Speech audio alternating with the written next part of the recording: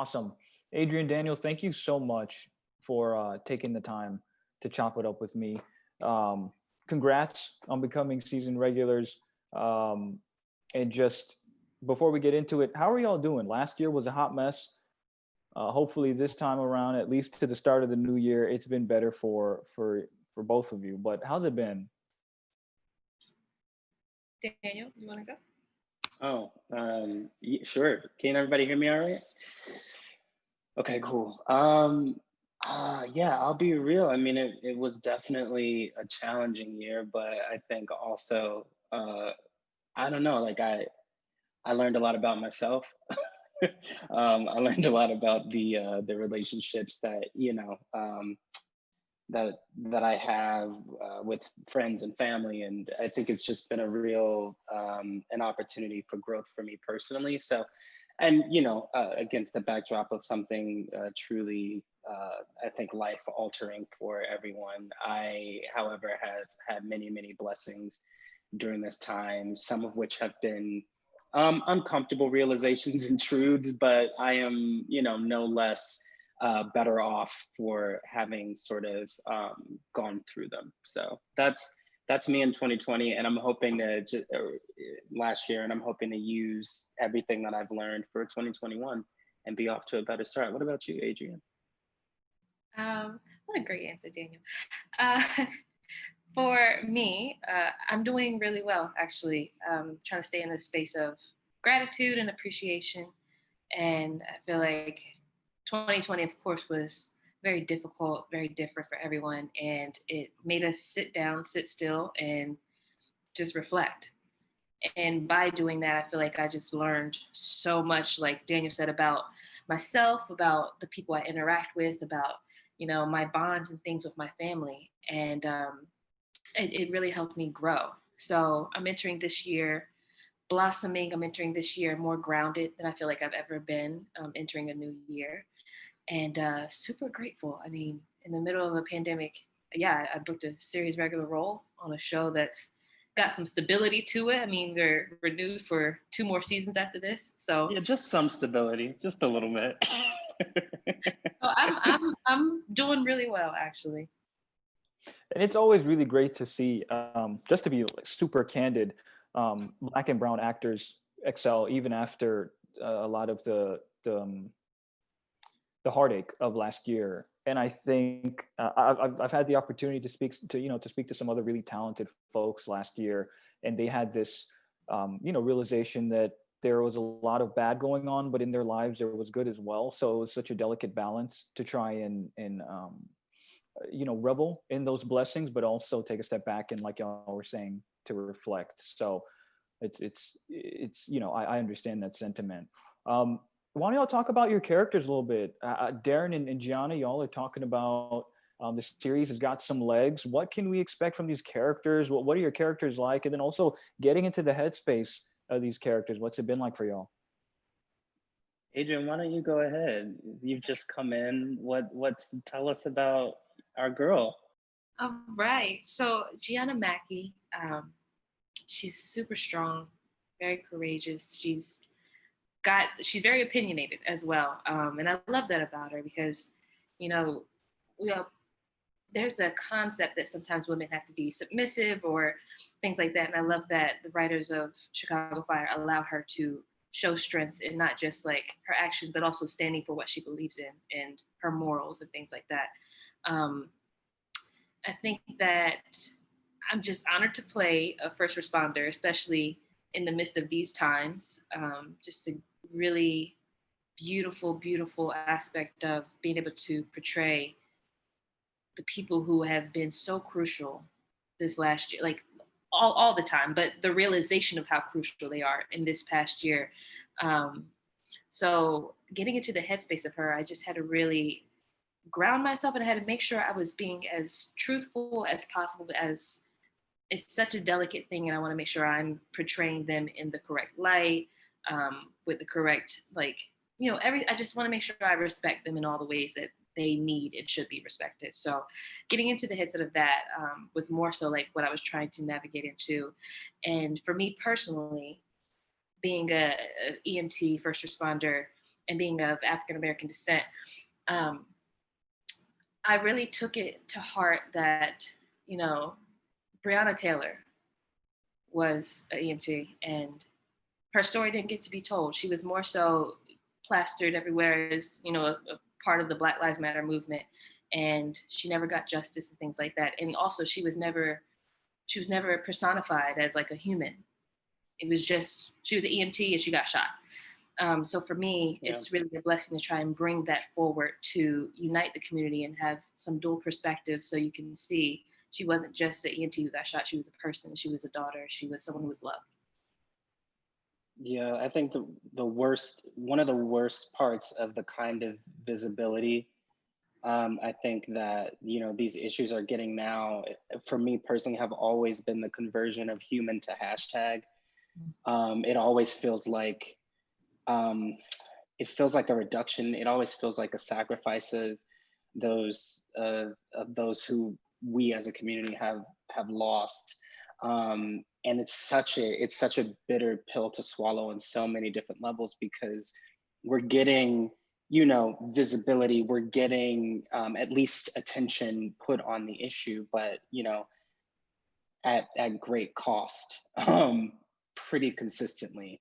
And so I love, Adriyan, like, you've brought such humanity and such depth to the role so far, and getting to watch you work. First of all, I'm like, it's good to have another sister on board already, point blank.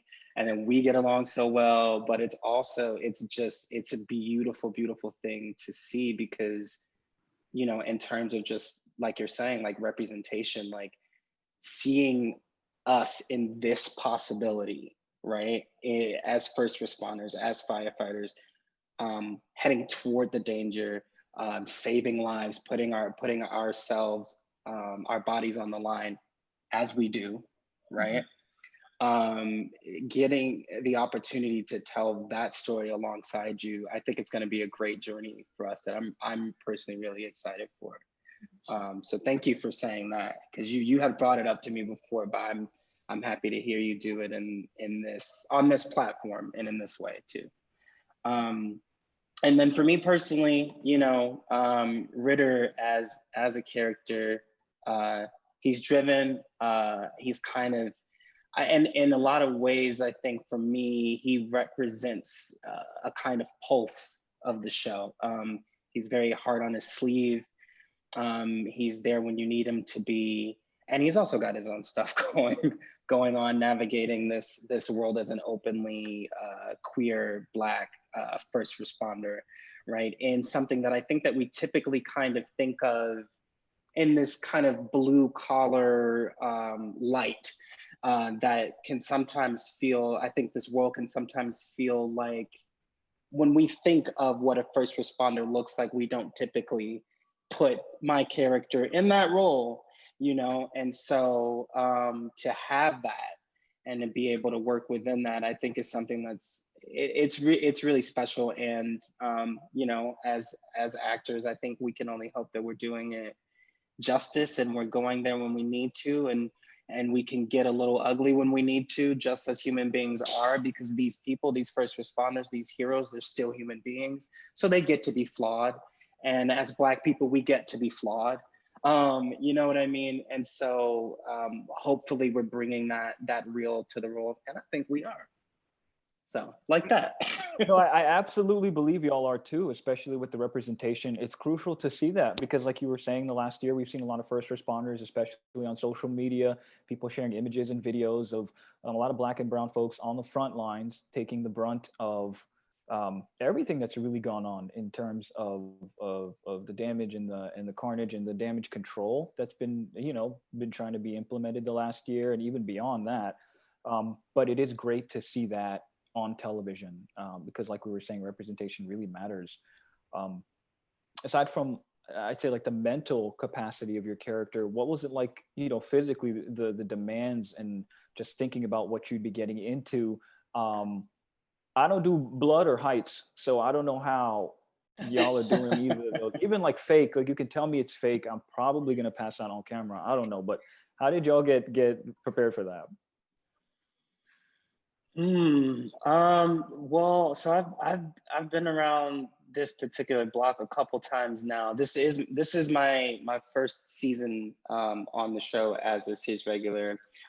But my first two were as a guest star, and I kind of have to harken back to when I first got. It's kind of like, for me personally, I don't want to speak for you, Adrian, but for me personally, it's a bit like, no pun intended, being thrown into, like, straight into the fire. You know what I mean? Like, and you just, as human beings, like, do, as we all do, you just kind of gotta adjust. You know what I mean? You gotta, like, bend your knees a little bit, get your Oh, center of gravity under you. You know what I mean? And then just go, like, move with it. I got to do something really exciting. My character Ritter got to do something really exciting in the last episode that we saw, which is this whole, like, action sequence. I'm, like, jumping off of platforms on the train tracks and running. And there's, like, this little kid in me that, just when I was doing that, my adrenaline was, like, through the roof. Like, it was the most fun, you know what I mean, like, ever. Because I think when you're, like, a little baby actor, you know what I mean, you're like, this is the cool thing that you imagine yourself doing. And so I think it's just great fun, and once the adrenaline gets going, you're just in it. At least that's been my experience with it. What about you, Adrian? well, for me, I haven't got to jump off ledges and save people from a moving train, but Yet. yeah. But I think the physical part, the hardest part, I'm gonna be really frank, part that I had to adjust to the most was just the weather. Somebody like Daniel is from Chicago. Me Right. having lived in LA and coming from LA, 70 degrees is starting to get a little nippy. Here, it's like it's 19 degrees outside, and they're like rolling, and I'm like, wait a minute, it's too cold to live. We gotta go home. The air hurts. Yes, the air is hurting my face. So yeah, that was like the main physical aspect of it that I just had to really adjust to. And like he said, it's kind of like you kind of get thrown in the fire and you stumble a little bit, you look around, figure some stuff out, and you're okay. You figure it out and you keep rolling with it. But yeah, that was mainly the aspect for me. I I think totally mostly forgot too, it's about just a that. great. Oh, sorry, go ahead. No, no, no, please, Daniel, go ahead.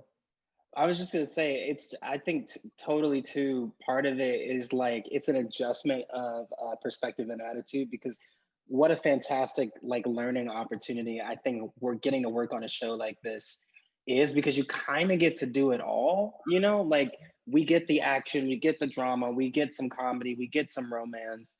And Chicago Fire is a show that kudos to the writers, that encapsulates all of that. And so you kind of get to find your legs in all of these little areas that I think, as an actor, it's a wonderful chance to work. And then also, just as a student of life, it's a wonderful, just, like, chance to learn, you know? Especially So from that's cool. we get to work with some amazing people who have been doing this for years, and Hmm. it's just there's just a plethora of knowledge, and everyone's super welcoming and very open, and just they want to make sure. I literally got off a phone call with a castmate who told me, I want to make sure you are being the best you can be while you're here, and however I can help with that, let me know. So that's the attitude that's among us. And the fact that that's the attitude, you get to learn so much. So, yeah. I think it sounds like that support system is just what plays out on screen as well, because the chemistry is so organic and it's engaging. And I think to have that kind of support system, especially with your budding careers, is really just flourishing. Um, Also, you were talking about the cold. I totally forgot that. I'm from Miami. If I'm gonna be on set and it's like 19, 20 degrees, if I'm ever on set and it's 19, 20 degrees, I might have to find a new job. Let me Well, yeah, no, my listen, outside. my wife is from Ohio. We just visited family in December. I'm shoveling snow, and I'm just like, what am I doing? Where am I? I need to get my black behind inside. Um, real quick, let's talk dream roles. You get a phone call, you get an email, you are, through the roof, ecstatic. This is this is it. Or maybe a dream castmate, like actor or actress, you know, like a straight up mythological figure in Hollywood you get to star next to. For me, if I get to be Spider-Man, that's it. I'm gonna die a happy Black boy. But what about y'all? You want to go first? No, I want you to go first because I want to know what you're gonna say. I'm curious. What's the dream? The dream would be something similar to, you know, what I'm doing now, that encapsulates humor and comedy and action and some drama too. I would love to be side by side in the Marvel universe by Benedict Cumberbatch in Doctor Strange, kicking ass. That would be lit. But yeah, like I'm definitely in that space because I honestly, like Daniel said, it's that little kid. Like when I did Vagrant Queen, it was just that little kid where I'm like punching people in the face and stuff, and I'm like, this is great. I want to jump off more shit. Give me more. So I love action so much. And honestly, it's why I still train in MMA and like stunts in my off time, is because, you know what they say prepare for the roles that haven't even been offered to you yet. So that's why I still train, because I really love action. I have a dumb question. How hard was it when you were on the set of Vagrant Queen to like not do the sound effects with your mouth? Just like low key, tell me the truth. I want to know, because if I was doing, I'd be like, I did them.